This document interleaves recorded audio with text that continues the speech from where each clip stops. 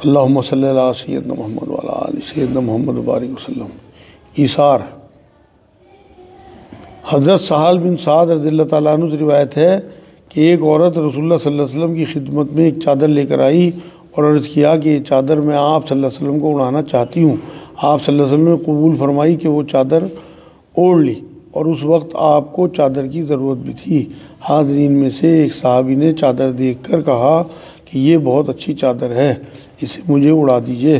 رسول اللہ صلی اللہ علیہ وسلم نے بہت اچھا فرما کر چادر انہیں دے دی۔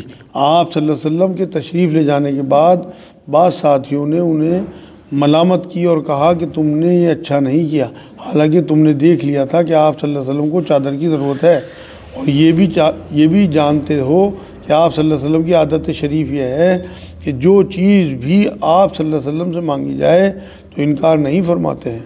انہوں نے کہا کہ میں نے تو برکت کے خیال سے ایسا کیا تھا، اور امید ہے کہ یہی مبارک چادر میرا کفن بنے گی۔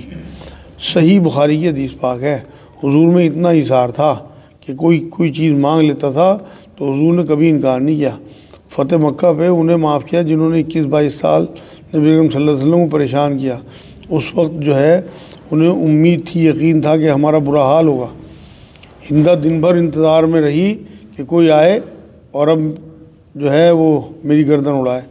رات میں نکل کے دیکھا تو حرم میں کوئی نماز پڑھ رہا، کوئی رو رہا، کوئی دعا کر رہا۔ اس نے کہا حضور صلی اللہ علیہ وسلم کا دور بادشاہوں کا دور ہے۔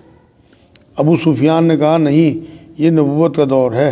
اعلان کیا جو ابو سفیان کے گھر میں پناہ لے گا وہ معاف کر دیا گیا۔ یہ انکساری تھی، آج تھی، ایثار تھا نبی اکرم صلی اللہ علیہ وسلم کا، مطلب معاف کرنا اور لوگوں سے درگزر کرنا۔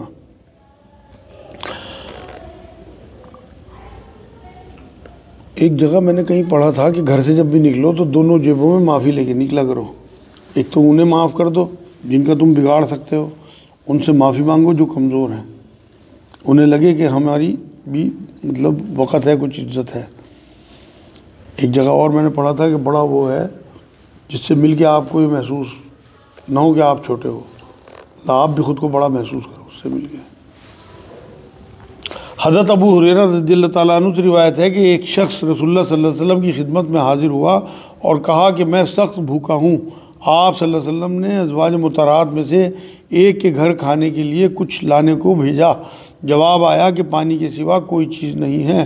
آپ صلی اللہ علیہ وسلم نے دوسرے گھر بھیجا تو وہاں سے بھی یہی جواب ملا، اور اس طرح سب گھروں سے ایسا ہی جواب آیا۔ آپ صلی اللہ علیہ وسلم نے صحابہ سے پوچھا کہ کیا تم میں سے کوئی اس شخص کو مہمان بنا سکتا ہے؟ اللہ تعالیٰ اس پر کرم فرمائے گا۔ انصار میں سے ایک شخص ابو طلحہ نام نے پیشکش کی، وہ اسے اپنے ساتھ گھر لے گئے اور بیوی سے پوچھا کہ کھانے کے لیے کچھ ہے؟ بیوی نے جواب دیا کہ صرف بچوں کے لیے ہے۔ ابو طلحہ نے کہا کہ بچوں کو بہلا پھسلا کر سلا دو، اور مہمان کے اندر آتے ہی ایسا ظاہر کیجیے کہ ہم بھی اس کے ساتھ ہی کھائیں گے، اور جب وہ کھانے کی طرف ہاتھ بڑھائے تو چراغ کے قریب جا کر اسے ٹھیک کرنے کے بہانے سے بجھا دینا کہ اندھیرے میں مہمان کو پتہ نہ چلے کہ ہم بھی کھا رہے ہیں یا نہیں۔ چنانچہ اس طرح وہ خود بھی بھوکے رہے اور کھانا مہمانوں کو کھلا دیا۔ صبح کو جب رسول اللہ صلی اللہ علیہ وسلم کی خدمت میں حاضر ہوئے تو آپ صلی اللہ علیہ وسلم نے طلحہ اور ان کی بیوی کا نام لے کر فرمایا کہ اللہ کو ان کا یہ عمل بہت پسند آیا ہے۔ صحیح بخاری صحیح مسلم کی حدیث پاک ہے۔ ہاں جی، یہ ایسے لوگ گزرے ہیں، اور ہم اپنا حال دیکھیں۔ نبی اکرم صلی اللہ علیہ وسلم جب خیبر سے آئے ہیں تو مال غنیمت کے بعد اکثر قرضدار صحابہ کے قرض اتار دیا کرتے تھے خود اس زمانے میں، اور جنازے کی نماز پڑھاتے تھے تب جب اس کا قرض اتر جائے، مطلب خود کو روحانی باپ سمجھتے تھے صحابہ کا، اور صحابہ کے کہنے پہ جو ہے قرآن کی آیت کا حوالہ دیا جس میں ازواج مطہرات کو ان کی مائیں کہا گیا۔ تو یہ نبی اکرم صلی اللہ علیہ وسلم کا ہمارا مطلب امت کا لیے یہ حال تھا۔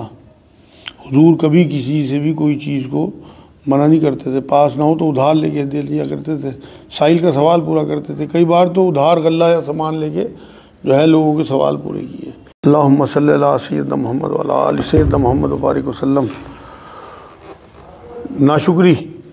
حضرت جابر رضی اللہ تعالیٰ عنہ سے روایت ہے کہ رسول اللہ صلی اللہ علیہ وسلم نے فرمایا کہ جس شخص کے ساتھ کوئی احسان کیا جائے تو اگر اس کو قدرت ہو تو اپنے محسن کا بدلہ ادا کرے، اور اگر اس کی قدرت نہ ہو تو اس کی تعریف ہی کر دے، اس لیے کہ جس نے اپنے محسن کی تعریف کی تو گویا اس کا شکریہ ادا کر دیا، اور جس نے محسن کے احسان کو پوشیدہ رکھا تو اس نے محسن کی ناشکری کی۔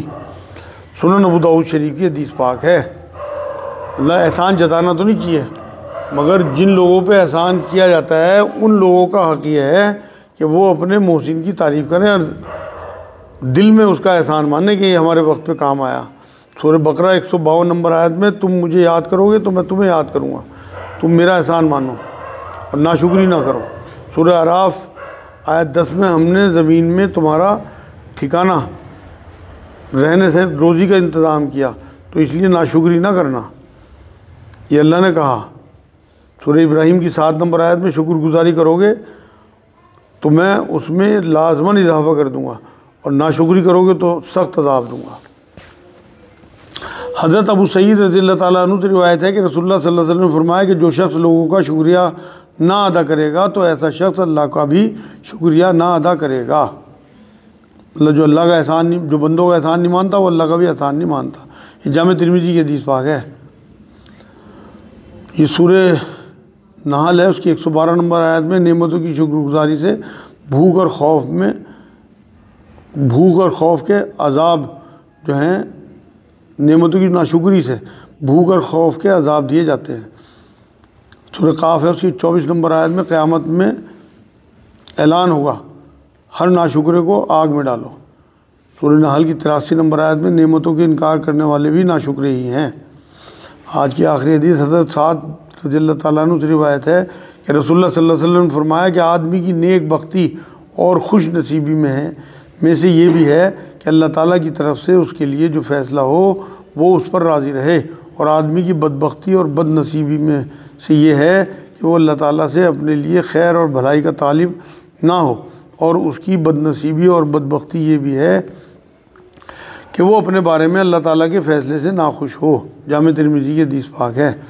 سورہ رحمان ہے، 31 آیتوں میں اللہ نے کہا کہ میری کن کن نعمتوں کو جھٹلاؤ گے، ناشکری کرو گے۔ انسان اور جنوں دونوں سے سوال کیا۔ سورہ دہر آیت 3 راستہ دکھایا اللہ نے اور دماغ بھی دیا کہ چاہے شکر کرو یا ناشکری کرو۔ سورہ حج اس کی 38 نمبر آیت میں اللہ خیانت کرنے والے اور ناشکروں سے دوستی نہیں رکھتا۔